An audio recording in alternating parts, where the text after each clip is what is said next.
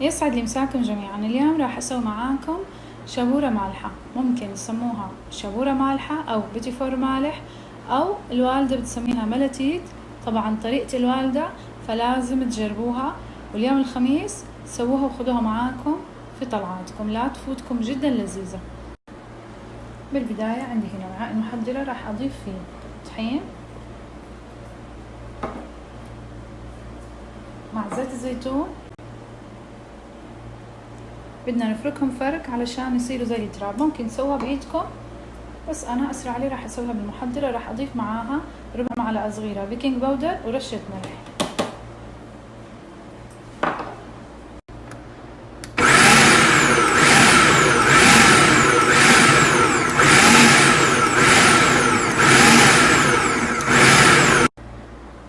عندي العجينة بعد ما خلطتها، شايفين يعني مو ملمومة، كأنها كده كأنه فركناها بإيدنا زي التراب، زي لما بنسوي المعمول. راح أضيف باقي المقادير. عندي هنا معلقتين زعتر، وعندي معلقة سماق، معلقة سمسم محمص، ومعلقة حبة البركة، ونص كوب جبن أبيض أو أي نوع جبن عادي، ممكن تحطوا الشيدر اللي بتفضلوه. السماق هنا حنخليه للتزيين، وعندي هنا بس معلقتين مية عشان تلم العجينة، وراح أرجع أعجنهم تاني. حنعجن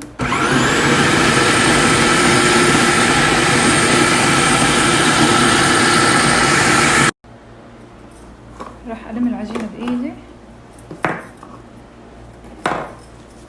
طبعا احنا خلاص عجناها بزيت الزيتون، والمية بس معلقتين عشان تتماسك.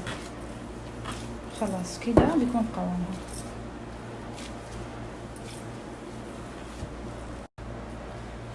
احنا نبدأ نفرد العجينة.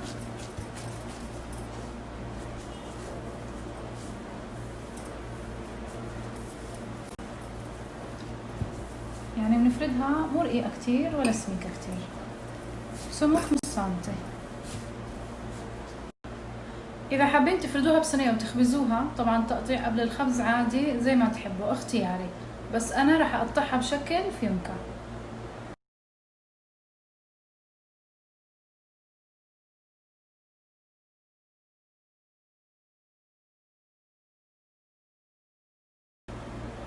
طبعا الزوايد حنرجع نفردها، ما حنرميها. حسحب هذه القطعة كده، حنسويها كده من النص، حرفعها بالسكينة عشان العجينة جدا طرية.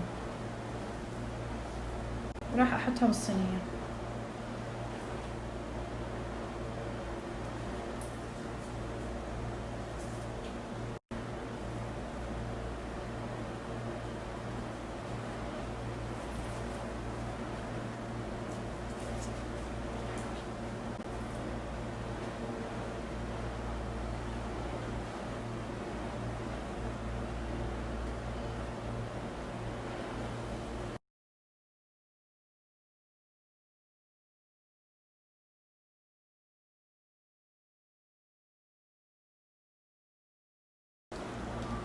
للتزيين حنرش زعتر،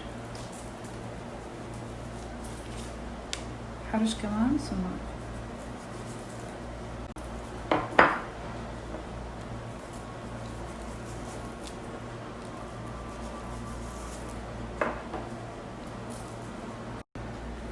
بعد ما نرشهم بس كده حنلمسهم باليد عشان يلزقوا شوي في البيتي فور أو الشابورة. حدخلها الفرن. فرن فيه مروحة، ولعت من فوق ومن تحت، وانتوا حسب فرنكم. بعد الخبز ما شاء الله تبارك الرحمن، انا بشوف درجة التحمير كده كفاية. لو حابين تزيدوا درجة التحمير اختياري، خلوها تبرد قبل ما تمسكوها.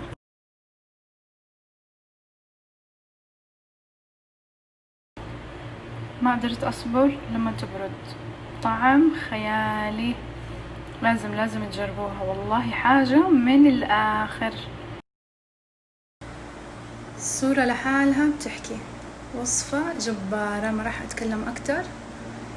كتير كتير لذيذة في مناسباتكم، في جمعاتكم، في حفلاتكم، كمان توزيعات لو أحد حابب يسوي منها مشروع، ولا أروع، بتجنن.